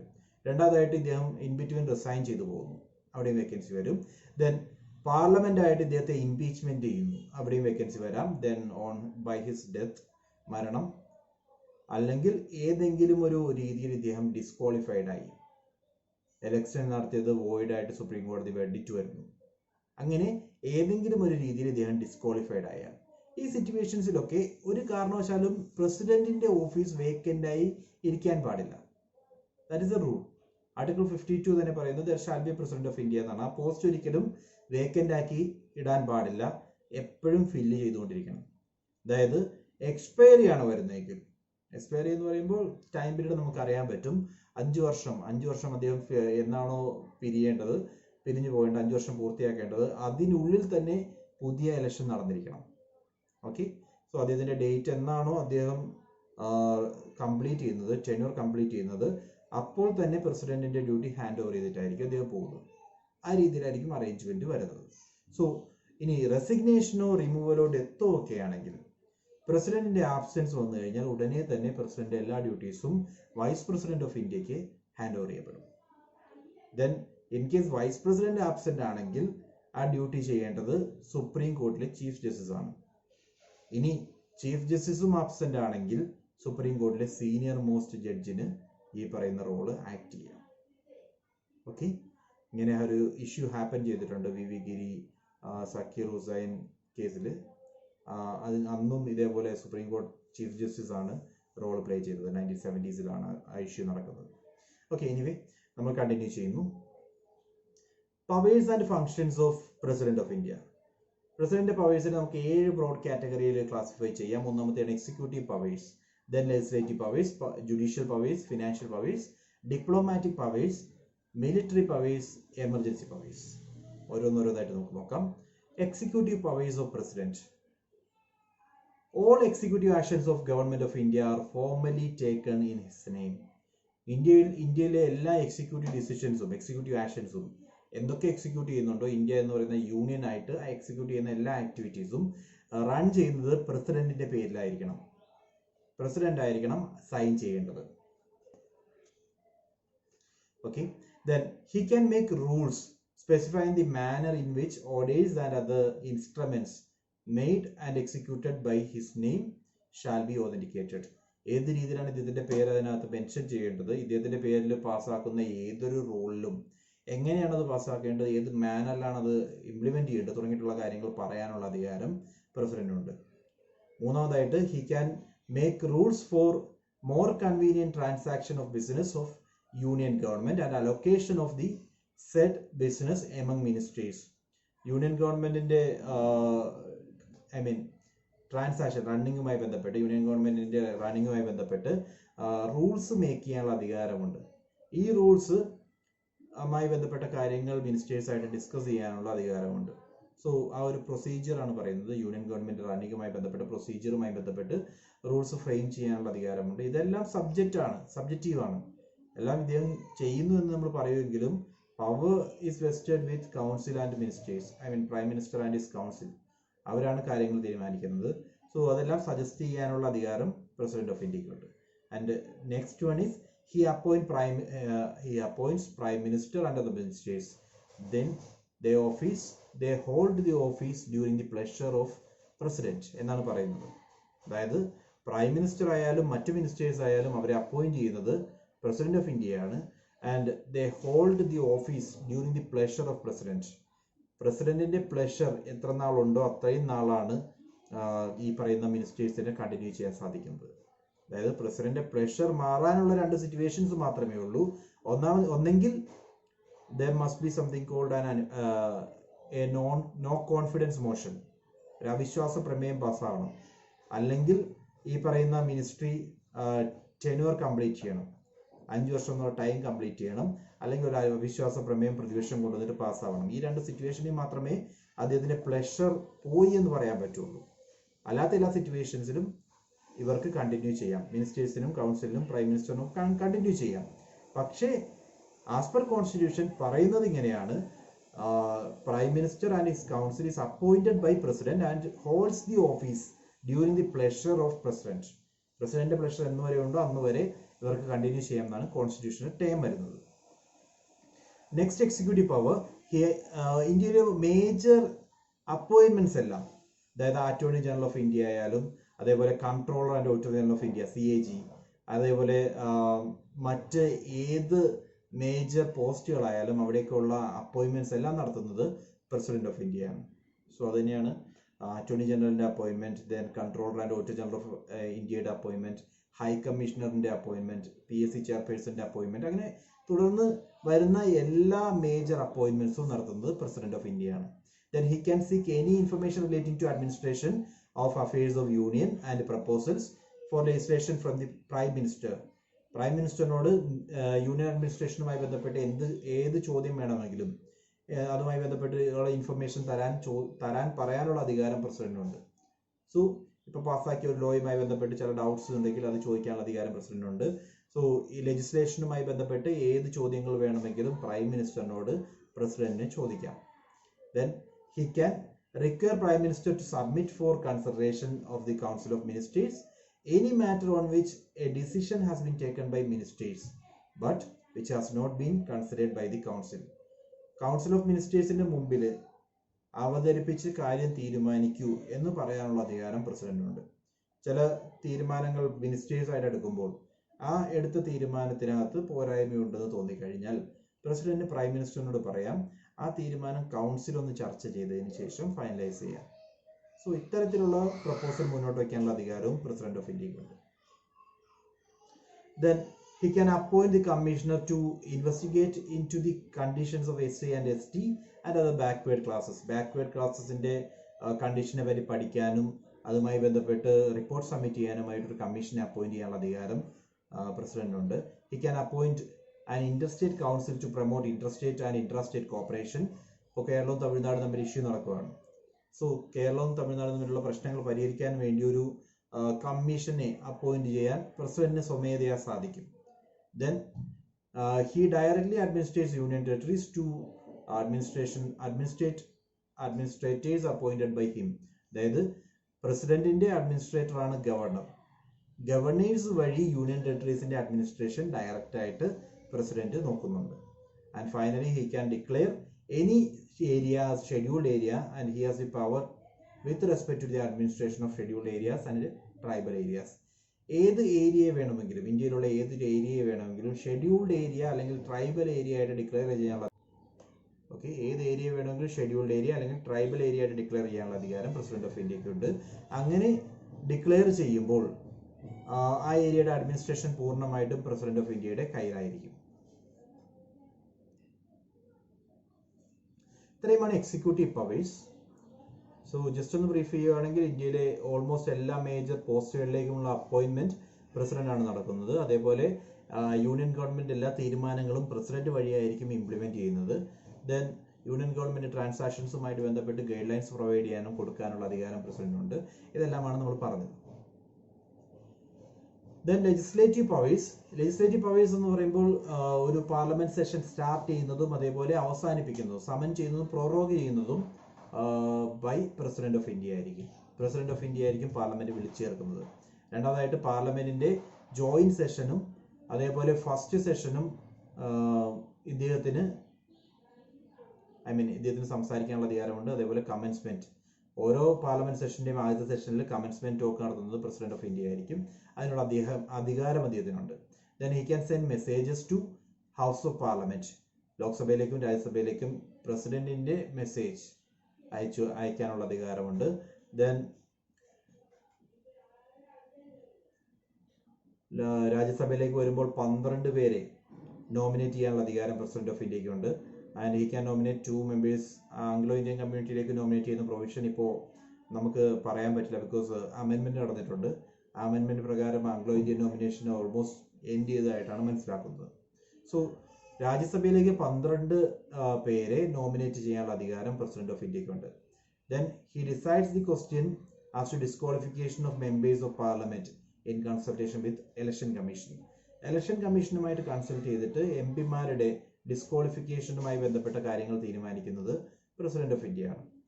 സോ ഏതെങ്കിലും ഒരു എം പിയുടെ ഇലക്ഷൻ ബാക്ക്ഗ്രൗണ്ട് ചെക്ക് ചെയ്തപ്പോൾ അദ്ദേഹത്തിന് ഡിസ്ക്വാളിഫൈ ചെയ്യുന്ന രീതിയിലുള്ള എന്തെങ്കിലും പ്രൊവിഷൻസ് ഉണ്ടെങ്കിൽ, അല്ലെങ്കിൽ അദ്ദേഹം സബ്മിറ്റ് ചെയ്തിരിക്കുന്ന ഡീറ്റെയിൽസ് തെറ്റാണെന്ന് തോന്നിക്കഴിഞ്ഞാൽ പ്രസിഡന്റിന് ഇലക്ഷൻ കമ്മീഷൻ വഴി ആ ഇൻഡിവിജ്വലിനെ ഡിസ്ക്വാളിഫൈ ചെയ്യാനുള്ള അധികാരമുണ്ട്. Then his prior recommendation and permission is needed to introduce some types of bill. അതായത് കൺസോളിഡേറ്റഡ് ഫണ്ട് ഓഫ് ഇന്ത്യയിൽ നിന്നും എക്സ്പെൻഡിച്ചർ വരുന്ന ബില്ലുകളാകാം, അല്ലെങ്കിൽ മണി ബില്ലാകാം, അങ്ങനെയുള്ള ബജറ്റ് ആകാം, തുടങ്ങിയിട്ടുള്ള ബില്ലുകൾ അവതരിപ്പിക്കണമെങ്കിൽ പ്രസിഡന്റിന്റെ പ്രയർ റെക്കമെൻഡേഷൻ ഉണ്ടായിരിക്കണം. പ്രസിഡന്റ് പ്രയർ റെക്കമെൻഡേഷനോട് കൂടി മാത്രമേ അങ്ങനെയുള്ള ബില്ലുകൾ അവതരിപ്പിക്കാൻ സാധിക്കുകയുള്ളൂ. ദെൻ സോ ഇത്രയും കാര്യങ്ങളാണ് നമ്മൾ പ്രസിഡന്റ് ലെജിസ്ലേറ്റീവ് പവർ ആയിട്ട് ഓർക്കേണ്ടത്. ഓരോ ഓർഡിനൻസും പാസ്സാക്കാനുള്ള അധികാരം, സ്വന്തമായിട്ട് ഓർഡിനൻസ് ക്രിയേറ്റ് ചെയ്യാനുള്ള അധികാരം, ഇതൊക്കെ പ്രസിഡന്റിന്റെ ലെജിസ്ലേറ്റീവ് പവറിന്റെ പാർട്ടായിട്ട് തന്നെ ഓർത്തേക്കുക.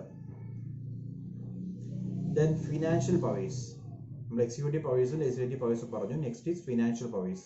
മണി bill can be introduced in parliament only with the prior recommendation of president. President prior റെക്കമെൻഡേഷനോട് കൂടി മാത്രമേ മണി ബിൽ പാർലമെന്റിൽ ഇൻട്രൊഡ്യൂസ് ചെയ്യാൻ സാധിക്കുകയുള്ളൂ. രണ്ടാമതായിട്ട് മണി ബിൽ എന്ന് പറഞ്ഞാൽ എന്താ? ഏതെങ്കിലും മോണിറ്ററി എക്സ്പെൻഡിച്ചർ പ്രപ്പോസ് ചെയ്യുന്ന ബില്ലുകൾ, അത് ആർട്ടിക്കിൾ 110 പ്രകാരമാണ്. സോ മണി ബിൽ ഇൻട്രൊഡ്യൂസ് ചെയ്യണമെങ്കിൽ പ്രസിഡന്റ് പ്രയർ സാങ്ഷൻ ഉണ്ടായിരിക്കണം. Then he causes to be laid before the parliament the annual financial statement. Budget introduce ചെയ്യുന്നത്, സോ ബഡ്ജറ്റ് പാർലമെന്റിൽ ഇൻട്രൊഡ്യൂസ് ചെയ്യുന്നത് പ്രസിഡന്റിന്റെ അസന്റോട് കൂടിയാണ്, പ്രസിഡന്റിന്റെ പെർമിഷനോട് കൂടിയാണ്. സോ പ്രസിഡന്റ് ആണ് ബഡ്ജറ്റ് ലേ ചെയ്യാനുള്ള പ്രധാന കാരണം. ദെൻ മൂന്നാമതായിട്ട് no demand for grant can be made except on his recommendation. എന്തെങ്കിലും ഗ്രാന്റ് പ്രൊവൈഡ് ചെയ്യാനാണെങ്കിൽ, ആ ഗ്രാന്റ് ചോദിക്കണമെങ്കിൽ, യൂണിയൻ ഗവൺമെന്റ് ഗ്രാന്റ് ആവശ്യപ്പെടുകയാണെങ്കിൽ അത് പ്രസിഡന്റ് വഴി മാത്രമേ സാധിക്കുകയുള്ളൂ. പ്രസിഡന്റ് റെക്കമെൻഡേഷനോട് കൂടി മാത്രമേ ഫിനാൻഷ്യൽ സപ്പോർട്ട്, ഗ്രാന്റ് പോലുള്ള ഫിനാൻഷ്യൽ സപ്പോർട്ട് നമുക്ക് പ്രൊവൈഡ് ചെയ്യാൻ സാധിക്കുകയുള്ളൂ. Then he can make advances out of contingency fund of India for meeting unforeseen contingencies. പ്രതീക്ഷിക്കാത്ത വല്ല എക്സ്പെൻസും വരുവാണ്, ഒരു ഭൂമിയൊരുക്കം വരുവാണ്, അല്ലെങ്കിൽ ഒരു ഫ്ലഡ് ഉണ്ടാവുകയാണ്, ഇവിടെ പ്രസിഡന്റിന് സ്വന്തമായിട്ട് തീരുമാനിക്കാം കണ്ടിജൻസി ഫണ്ട് ഉപയോഗിച്ചുകൊണ്ട് ഫണ്ട് അലോക്കേറ്റ് ചെയ്യാനുള്ള അധികാരം പ്രസിഡന്റിനുണ്ട്. And he constitute the finance commission after every 5 years to recommend the distribution of revenues between central and state. സ്റ്റേറ്റിന് എത്രമാത്രം അലോക്കേഷൻ നടക്കണം, യൂണിയൻ ഗവൺമെന്റ് ഓരോ ടൈമിലും റവന്യൂ അലോക്കേഷൻ സ്റ്റേറ്റ് ഗവൺമെന്റ്സ് കൊടുക്കുന്നുണ്ട്.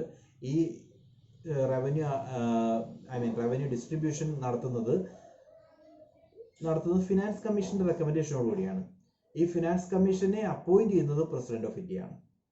സോ 5 പോയിന്റാണ് ഫിനാൻഷ്യൽ പവേഴ്സ് ആയിട്ട് പറഞ്ഞത്. ഒന്നാമത്തത്, മണി ബിൽ ഇൻട്രൊഡ്യൂസ് ചെയ്യണമെങ്കിൽ പ്രസിഡന്റിന്റെ അസന്റ് ഉണ്ടായിരിക്കണം. രണ്ടാമതായിട്ട്, പാർലമെന്റിൽ ബഡ്ജറ്റ് ഇൻട്രൊഡ്യൂസ് ചെയ്യുന്നത് പ്രസിഡന്റിന്റെ സാങ്ഷനോട് കൂടി മാത്രമാണ്. മൂന്നാമതായിട്ട്, ഗ്രാന്റ്സ് പ്രൊവൈഡ് ചെയ്യണമെങ്കിൽ, ഗ്രാന്റ് ഡിമാൻഡ് ചെയ്യണമെങ്കിൽ അത് പ്രസിഡന്റ് സൈനോട് കൂടി മാത്രമേ സാധിക്കുകയുള്ളൂ. നാലാമതായിട്ട്, കണ്ടിജൻസി ഫണ്ട് പ്രസിഡന്റിന്റെ ഡിസ്പോസലിലാണ്. ആൻഡ് ഫൈനലി, ഫിനാൻസ് കമ്മീഷനെ അപ്പോയിന്റ് ചെയ്യുന്നത് പ്രസിഡന്റ് ഓഫ് ഇന്ത്യയാണ്. ജുഡീഷ്യൽ പവേഴ്സ് നോക്കുകയാണെങ്കിൽ, he appoints chief justice of India. അതേപോലെ തന്നെ മറ്റ് ജഡ്ജസിനെ അപ്പോയിന്റ് ചെയ്യുന്നത് പ്രസിഡന്റ് ഓഫ് ഇന്ത്യയാണ്.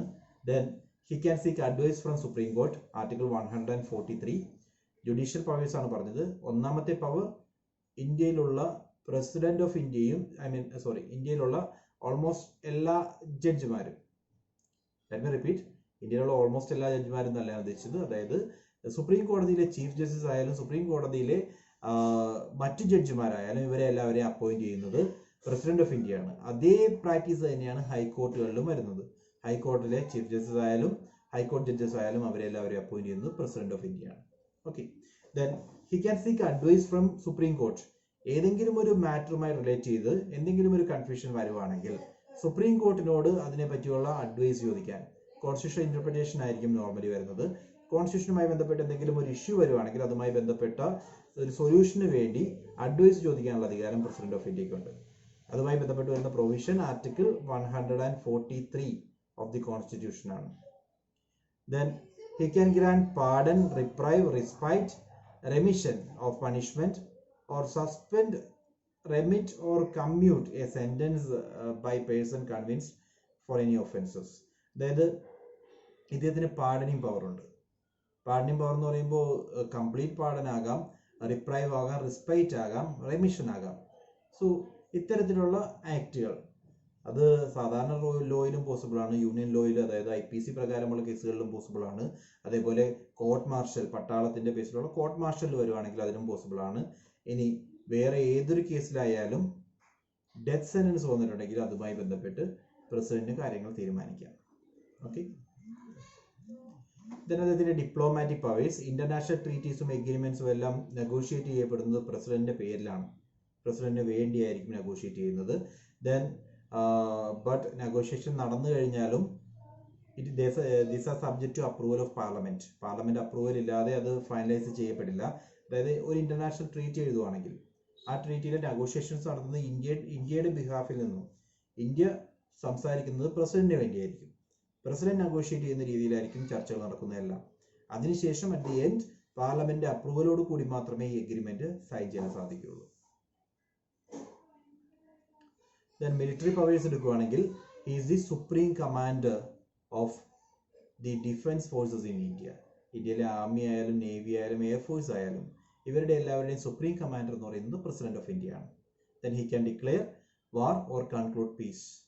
സോ ഒരു സിറ്റുവേഷനെ വാർ ആണോ അല്ലെങ്കിൽ പീസ് ആണോ എന്ന് ഡിക്ലെയർ ചെയ്യുന്നത് പ്രസിഡന്റ് ഓഫ് ഇന്ത്യ ആണ്. അതിന് പക്ഷേ ഇതിനെല്ലാത്തിനും പിന്നിൽ പാർലമെന്റ് അപ്രൂവൽ ഉണ്ട്. പാർലമെന്റ് സപ്പോർട്ട് ചെയ്താൽ മാത്രമേ സാധിക്കുകയുള്ളൂ. Council, prime minister and council of മിനിസ്റ്റേഴ്സിന്റെ അഡ്വൈസോട് കൂടി മാത്രമേ പ്രസിഡന്റിന് ഈ കാര്യങ്ങളെല്ലാം ആക്ട് ചെയ്യാൻ സാധിക്കുകയുള്ളൂ.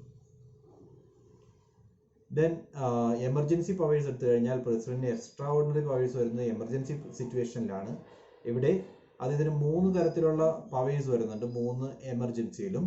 ഒന്ന് നാഷണൽ എമർജൻസി ആണെങ്കിൽ എമർജൻസി പ്രഖ്യാപിക്കാനുള്ള അധികാരം, അതേപോലെ റിവോക്ക് ചെയ്യാനുള്ള അധികാരം പ്രസിഡന്റാണ്. രണ്ടാമതായിട്ട് പ്രസിഡൻസ് റൂൾ ആണെങ്കിൽ ഏതെങ്കിലും സ്റ്റേറ്റിന്റെ ഭരണം ഏതെങ്കിലും സ്റ്റേറ്റിലെ ഗവൺമെന്റിനെ പിരിച്ചുവിട്ടിട്ട് അവിടെ പ്രസിഡന്റ് റൂൾ ചെയ്യുന്നതിനെയാണ് പ്രസിഡൻസ് റൂൾ എന്ന് പറയുന്നത്. ആർട്ടിക്കിൾ 356ഉം 365ഉമാണ് ഇതുമായി ബന്ധപ്പെട്ട് വരുന്ന ആർട്ടിക്കിൾ. ഇങ്ങനെ ഒരു സിറ്റുവേഷൻ വന്നു കഴിഞ്ഞാൽ പ്രസിഡന്റിന് വേണ്ടി ഗവർണർ ആയിരിക്കും ആ സ്റ്റേറ്റ് റൂൾ ചെയ്യുന്നത്. ദെൻ ഫിനാൻഷ്യൽ എമർജൻസി ഡിക്ലെയർ ചെയ്യുന്നത് പ്രസിഡന്റ് ഓഫ് ഇന്ത്യ ആണ്.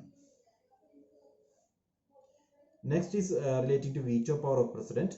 പ്രസിഡന്റിന് വീറ്റോ പവർ വരുന്നത് 3 തരത്തിലുള്ള വീറ്റോ പവർ ആണ്.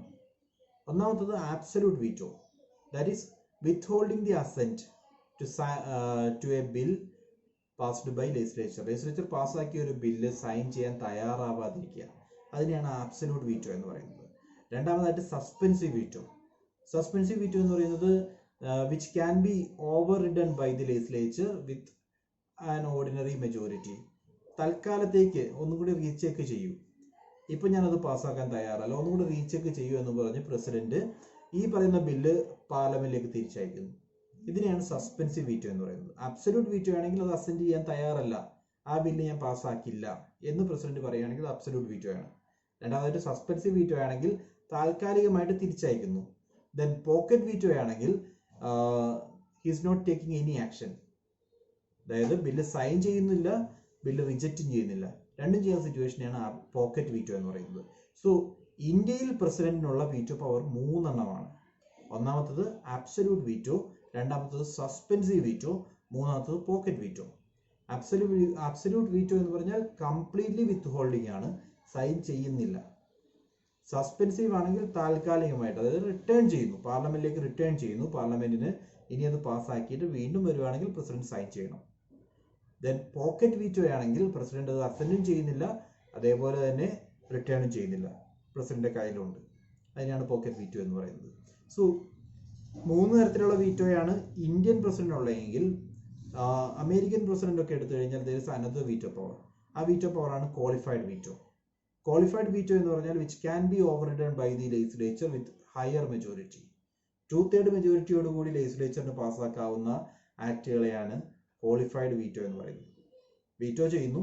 വീറ്റോ ചെയ്തതിന് ശേഷം പാർലമെന്റ് 2/3 മെജോറിറ്റിയോടുകൂടി, ഇപ്പോൾ അമേരിക്കയിലാണെങ്കിൽ സെനറ്റ് 2/3 മെജോറിറ്റിയോടുകൂടി പാസ്സായി കഴിഞ്ഞാൽ ആ ബില്ല് പാസ്സാവും. അങ്ങനെയുള്ളതിനെയാണ് ക്വാളിഫൈഡ് വീറ്റോ എന്ന് പറയുന്നത്. ഇന്ത്യയിൽ ക്വാളിഫൈഡ് വീറ്റോ ഇല്ല. ഇന്ത്യയിൽ 3 വീറ്റോയേ ഉള്ളൂ: absolute, suspensive and pocket veto. Then next is regarding ordinance making power of president. പ്രസിഡന്റിന് സ്വന്തമായിട്ട് ഓർഡിനൻസ് എഴുതാനുള്ള അധികാരം. അത് പറയുന്നത് ഇന്ത്യൻ കോൺസ്റ്റിറ്റ്യൂഷന്റെ ആർട്ടിക്കിൾ 123ലാണ്. Article 123 vested in him with to deal with an unforeseen urgent situation. അതായത് പാർലമെന്റിന്റെ രണ്ട് ബോഡിയും നിലവിലില്ല. അതായത് രണ്ട് ബോഡിയും ഇപ്പോൾ ബ്രേക്കിലാണ് അല്ലെങ്കിൽ സെഷനിലില്ല. അങ്ങനെ സിറ്റുവേഷൻ വരുവാണെങ്കിൽ പ്രസിഡന്റിന് സ്വന്തമായിട്ട് നിയമം എഴുതാം. ഇങ്ങനെയൊരു നിയമം എഴുതി കഴിഞ്ഞു കഴിഞ്ഞാൽ, അതായത് ഇവിടെ ഓർക്കേണ്ടത് രണ്ട് ബോഡിയും ഇല്ലാത്ത സിറ്റുവേഷനിലാണെങ്കിൽ മാത്രം, അല്ലെങ്കിൽ ഒരു ബോഡി കൊണ്ട് മറ്റൊരു ബോഡി ഇല്ല, അങ്ങനെ ഒരു സിറ്റുവേഷനിലും പ്രസിഡന്റിന് എഴുതാം. ബിക്കോസ് ഒരു ബോഡി പാസ്സാക്കി മറ്റൊരു ബോഡി അപ്രൂവ് ചെയ്താൽ മാത്രമേ അത് ആക്റ്റായി മാറുള്ളൂ. സോ ഒരു ബോഡി ഹൗസിലുണ്ട്, മറ്റൊരു ബോഡി, അതായത് ലോക്സഭ ഹൗസിലുണ്ട്, രാജ്യസഭ ഇല്ല. അങ്ങനെ ഒരു സിറ്റുവേഷൻ ആയാലും പ്രസിഡന്റിന് ഓർഡിനൻസ് മേക്ക് ചെയ്യാം. ദെൻ രണ്ട് ബോഡി നിലവിലുള്ളപ്പോൾ ഒരു കാരണവശാലും പ്രസിഡന്റിന് ഓർഡിനൻസ് മേക്ക് ചെയ്യാനുള്ള അധികാരമില്ല. ഓക്കെ, ക്ലിയർ ആണ്? Then he can make an ordinance only when he is satisfied with the circumstances. ആ സിറ്റുവേഷനകത്ത് പ്രസിഡന്റിന് തോന്നുവാണ് ഇപ്പോൾ ഓർഡിനൻസ് എഴുതിയില്ലെങ്കിൽ ശരിയാവില്ല, ഓർഡിനൻസ് മേക്ക് ചെയ്തേ പറ്റൂ, ഇല്ലാതെ പിടിച്ചു നിൽക്കാൻ പറ്റില്ല. അങ്ങനെ ഒരു സിറ്റുവേഷൻ ആണെങ്കിൽ മാത്രമേ പ്രസിഡന്റിന് ഓർഡിനൻസ് മേക്ക് ചെയ്യാനുള്ള അധികാരമുള്ളൂ. അല്ലാത്ത ഒരു സിറ്റുവേഷനിലും പ്രസിഡന്റ് ഓർഡിനൻസ് മേക്ക് ചെയ്യില്ല. സോ അത്രയും കാര്യങ്ങളാണ് ഓർഡിനൻസ് മേക്കിംഗ് പവറുമായിട്ട് ബന്ധപ്പെട്ട് ഓർക്കേണ്ടത്. ദെൻ ഇങ്ങനെ ഇൻട്രൊഡ്യൂസ് ചെയ്ത ഓർഡിനൻസ് പ്രസിഡന്റിന് ഏത് ടൈമിൽ വേണമെങ്കിലും വിഡ്രോ ചെയ്യാം. ദെൻ ഇങ്ങനെ പാസ്സാകുന്ന ഓർഡിനൻസ് പാർലമെന്റ് സെഷനിൽ വന്നതിന് ശേഷം 6 ആഴ്ചയ്ക്കുള്ളിൽ, പാർലമെന്റ് എന്നാണോ സെഷനിൽ വന്നത് അതിനുശേഷം 6 ആഴ്ചയ്ക്കുള്ളിൽ ഈ ബില്ല് പാർലമെന്റിൽ ഇൻട്രൊഡ്യൂസ് ചെയ്യണം, പാർലമെന്റ് അത് പാസ്സാക്കണം. എന്നാൽ മാത്രമേ കോൺസ്റ്റിറ്റ്യൂഷന് വാലിഡിറ്റി ഉണ്ടാവുള്ളൂ. ഇത്രയുമാണ് ഓർഡിനൻസ് മേക്കിംഗ് പവറുമായി ബന്ധപ്പെട്ട് ഓർക്കേണ്ടത്.